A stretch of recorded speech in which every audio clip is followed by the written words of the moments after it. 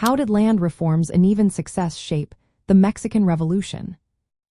Imagine a country where a few wealthy landowners control most of the land, leaving peasants and indigenous communities with little or no land at all. That was Mexico before the revolution.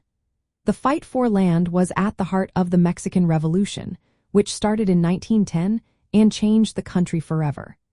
Land reform was supposed to fix these unfair land holdings, but it didn't happen smoothly. The revolution was partly driven by the desire to give land back to the people, especially peasants and indigenous groups.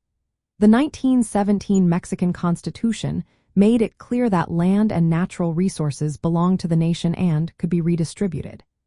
It aimed to break up large estates called haciendas and create communal lands called ejidos, which were traditional landholding systems of indigenous and village communities.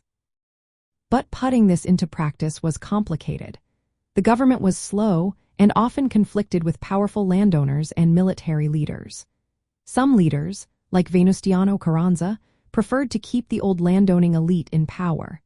They redistributed only small amounts of land or rewarded military leaders with land instead of giving it to peasants.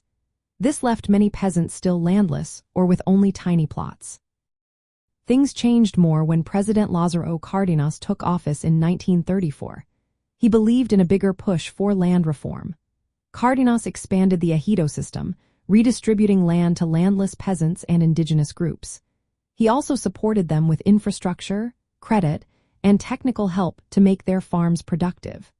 This period saw real progress, creating a new class of peasant farmers with more control over their land. But even then, land reform was uneven. Some ejidos received good land and support, while others got poorer land or lacked enough government help. Over time, reforms shifted focus from redistributing land to protecting property rights and encouraging private ownership, especially after the 1992 constitutional amendments. These changes reflected new economic policies, but also created new problems for communal landholders. The uneven success of land reform showed the tension between the ideals of social justice and the political and economic realities of power and wealth.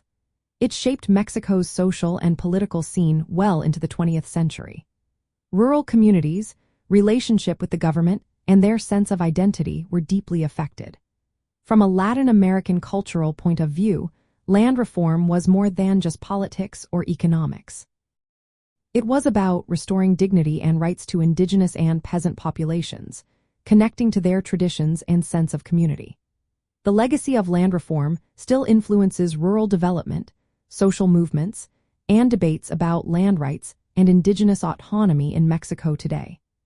It helps us understand how social change happens in Latin America and how the Mexican Revolution left a lasting mark on the region's political and cultural life.